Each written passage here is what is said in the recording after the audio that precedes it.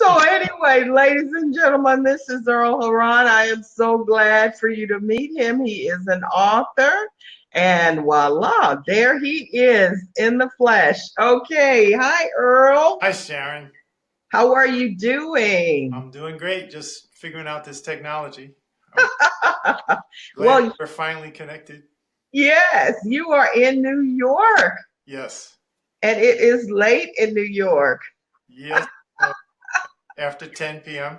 Oh, yes, it is. Yes, it is. Well, Earl is an African American aviation enthusiast who served as an Air Force fighter jet mechanic and transport cockpit crew member who has documented his exciting journey and frank reactions to this high performance aviation environment. So tell us, Earl, who are you for real? What would your friends say about you?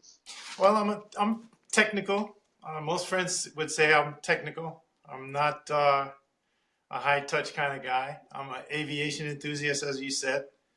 Um, when I first graduated high school, I went into aeronautical engineering in college.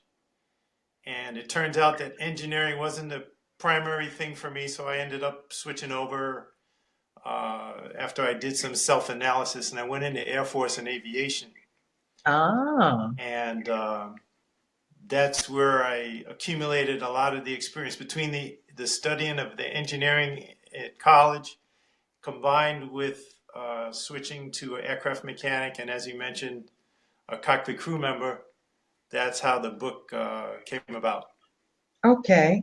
So why did you write this book? Because out of the tons of things that you could have done in your transition from the military back into civilian life, you chose to add to the list writing a book. So share with us why, your why for writing the book.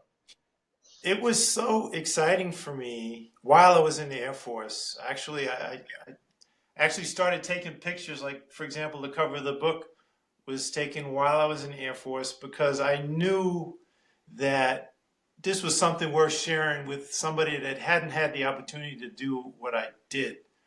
So I had the pictures stored, and eventually it became useful to be able to include in the book.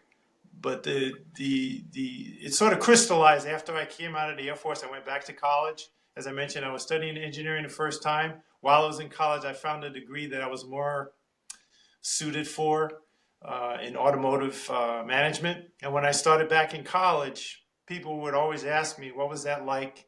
And I would start talking about it, and it just dawned on me that, man, this could probably become a book because I'm so enthusiastic about the subject and the perspective I had from going from aviation engineering to aviation maintenance to aviation operations.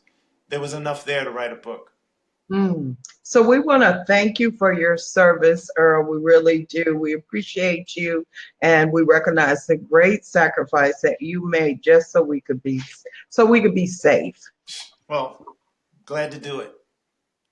So tell us a little bit about your journey as a first-time author. We get a lot of people viewing this show who say, I want to write a book.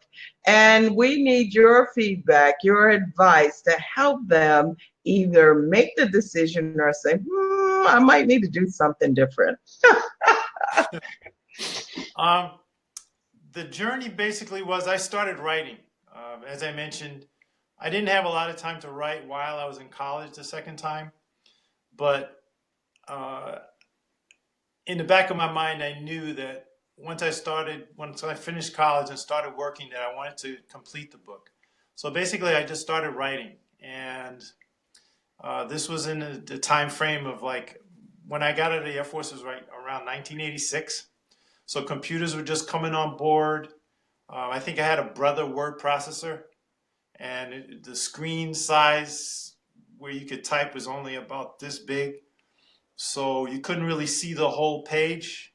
Hmm. And as technology evolved, I got a laptop. I think I got a Tandy laptop. I just kept typing. Um, and crystallizing. Eventually, I got a hold of Dan Pointer's book. He wrote a book, The Self-Publishing Manual, Mm-hmm. and he gave a lot of pointers there when I really got serious about it, because I had a lot of material, just needed some direction and some pointers.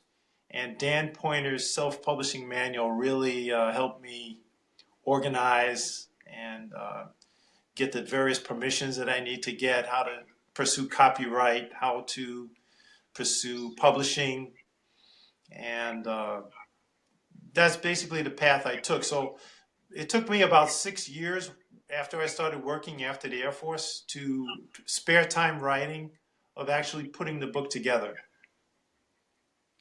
Wow, wow. Well, that's pretty good. You were focused and you accomplished your goal. And that's actually you on the front of the book. Yes, that's me. Oh, wow. I Nellis, love your cover, by the way. thank you. That's Nellis Air Force Base, Las Vegas, Nevada. Oh, wow. Okay. Sounds like you were in a fun place. Yeah, it was. It was. Believe it or not, I didn't really care too much about downtown Las Vegas.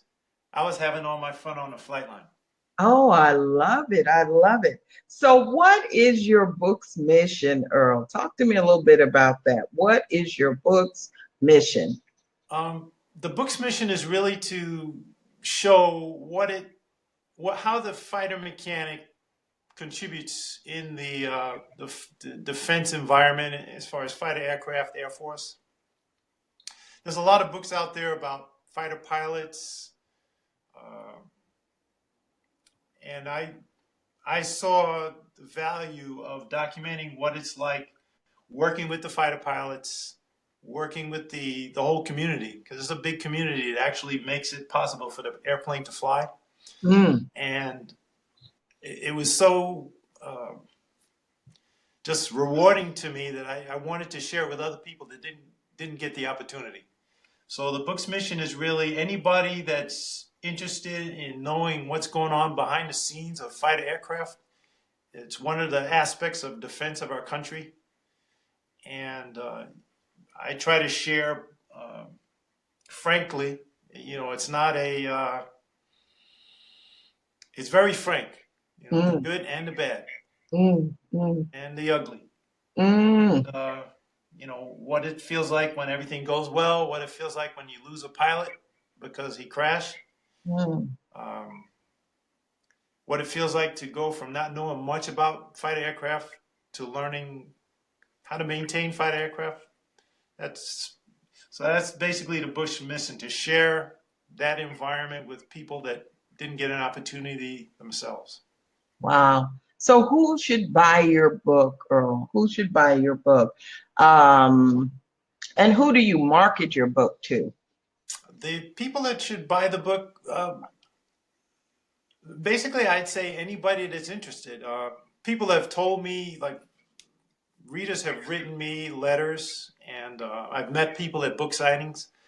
For example, one gentleman, young man that was aircraft, they call it airframe and power plant student. It's that's the civilian certification for working on airplanes. He was a Mm, student to be an A&P, they call it, and he told me that it really inspired him to help continue pursuing his A&P.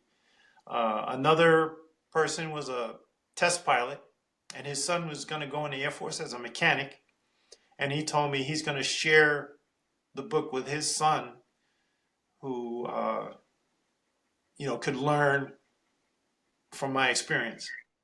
mm, mm, Other people that are fighter air show enthusiasts appreciate the behind the scenes aspect, because you don't really see a lot when you're released on the base to an air show. You see the planes fly, but mhm. nobody really goes over with you what happens behind the scenes. So people that go to air shows might enjoy learning what's happening behind the scenes. Mm, mm.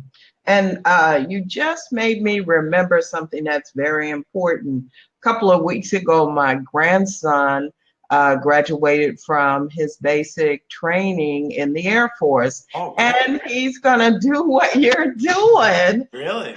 I mean, I just made the connection, so I know I have to get an autographed copy of your book Yep. and give it to my grandson. It just hit me. I Yep. was like, isn't that what Junior's gonna do? So yes, I think it will be a valuable resource for him. Yep. So, and he is my only grandson. I have four granddaughters and one grandson, so that tells you something. Right. So, how did this experience change your life? Writing the book, you mean? Either writing the book or just being in the military. Because I know it's a life changing experience because I've been there. It's basically how it changed my life. It allowed me to uh, actualize what I wanted to do. I loved aviation. I used to watch Air Force movies when I was young. Uh, wasn't quite sure where I was going to fit in. You know, it's a journey, you know, when you're figuring out what you want to do with your life. So I started out, as I mentioned earlier, in engineering, and I found that I fit in to the off we go into the wild blue yonder aspect of the Air Force, and I got to basically work my way up, learn the nuts and bolts to operations where you're actually flying in the plane. And the when I started flying in the plane, we traveled worldwide, so you appreciate uh, the travel, you appreciate the crew camaraderie. You appreciate going to other countries. I remember one time we took off from Washington, D.C. to take something to Cuba, Guantanamo Bay, Cuba. And we took off and it was cloudy. We broke out of the clouds. It was a bright, sunny day. Once we broke out of the clouds, it was snow on the ground in Washington, D.C. You broke out of the clouds. We flew to Cuba. We delivered what we had to deliver in a tropical environment, and then we took off again and came back to North Carolina, which was still relatively cold. But to go from one environment to another, where I'm putting on parkers in one environment and I have to take off the parker in a tropical environment, it's just a very unique experience. Mm, mm. So, talk to me a little bit about uh, what you would advise a young man or young woman who would possibly be considering joining the military, especially in today's climate. What would be your advice based on your experience in the book? Well, I think your grandson has got a great opportunity. I think the fighter mechanics are in demand right now. I think they're having trouble finding them. I think the Air Force is one of the better services because of the opportunities that you have and the environment that you work in. Uh, when you go into the service, I think the best advice I have is work as hard as you can. If you can graduate as an honor graduate and from basic training, I would try to do that. When you go to technical school, try to be an honor graduate from technical school. Learn as much as you can, and then once you receive your final base of assignment and you start to actually practice in the field, uh, once again, do the best that you can. Be a good teammate because this is teamwork is very important, and just see where it takes you. See where you fit in the best, and keep your eyes open for opportunities and work hard and see if you can achieve those. Great advice. Very good advice, Earl. So, can we look for another book in the near future? Did the writing bug bite you, and is it a permanent part of your life? I don't think so. I think this is like a bucket list item. Ah, So, but I don't have a longing to do another one. It's very difficult, and it's not everything that I'm enthusiastic about writing a book about. This is just something that moved me to the point where I'd want to write a book, but I don't know that I would do it again. I see. I see. Okay, so what is life like for you now, post-military? What's going on in your life? What's exciting that's happening for you right now? Well, since I got out of the military, it was, the ride continued. I did well. I went back to college. I found a degree at Ferris State University in Michigan. I took automotive management.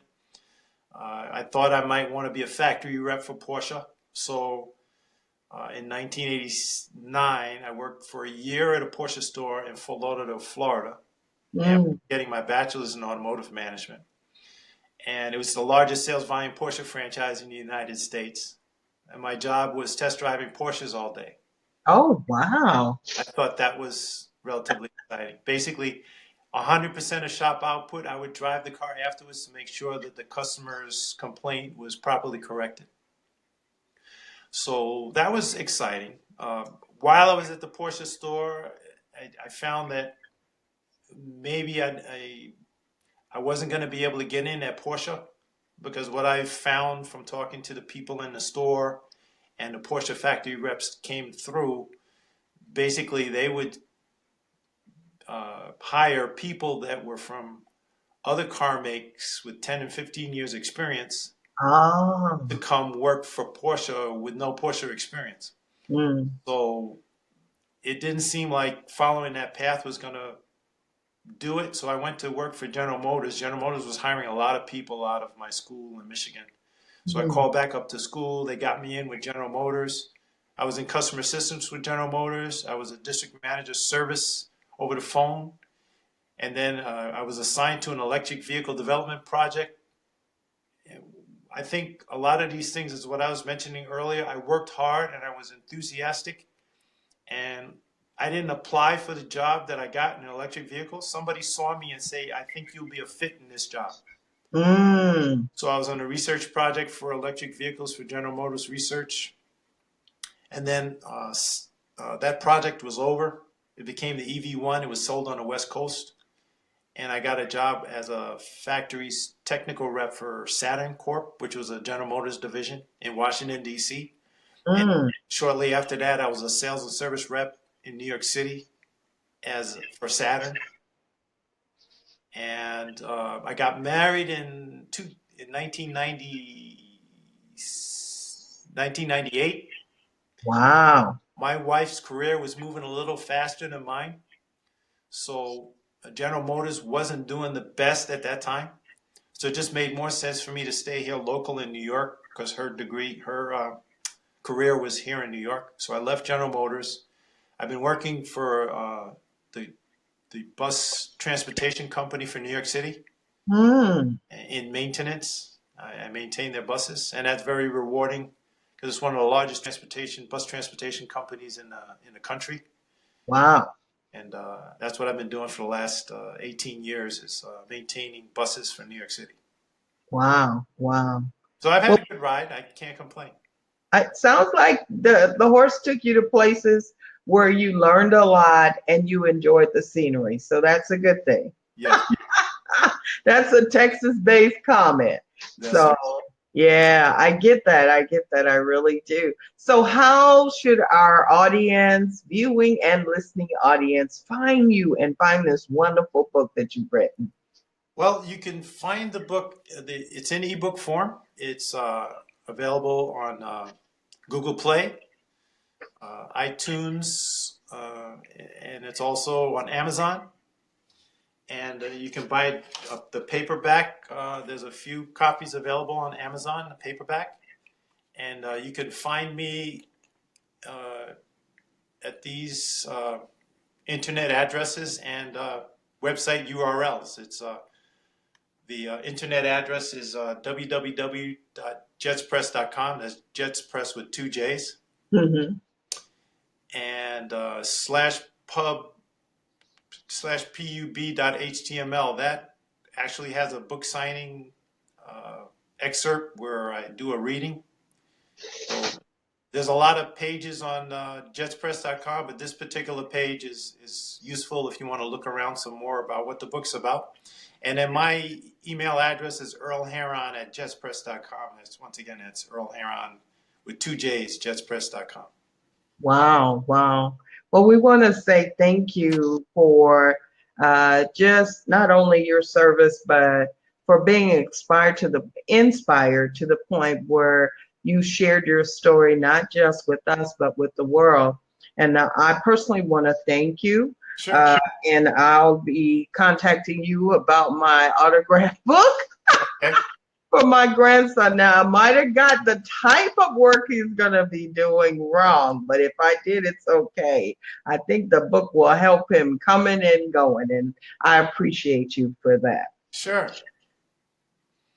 So, any parting comments, words of advice for our listening audience?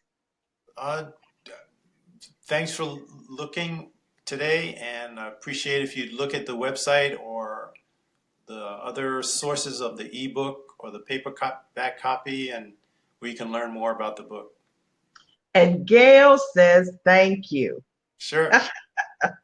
Gail says thank you. So, Earl, have a great evening. Thank you for being a true trooper and indulging me. I know we're an hour ahead of you, and this was kind of late, but I have a guilty pleasure, and that guilty pleasure is I love The Voice. And so I have to look at The Voice before I do these Facebook Lives. So, sure. Yeah. So anyway, we really appreciate you and appreciate your service, and stay in contact with us. You never know. All kinds of wonderful things happen when you hang around the master communicator. Sure. Thank you. My pleasure. Glad Well, good night, and we appreciate you. And I'm going to say, look, it's been fun. It really has. I've met some wonderful people, and we're going to keep Earl in our Rolodex. He knows what that is. But if you're 30 or below, you might not know what that is. But we're going to keep Earl in our Rolodex, and you'll hear from him again. Oh, Luana says thanks. Sure. Thanks. Yeah. My pleasure. Yeah, so we appreciate you and we appreciate your service. I must have said that about 50 times, but I really mean it from the bottom of my heart, and blessings to your family. Goodbye, Goodbye, you all. Goodbye. And have a good evening. Bye-bye.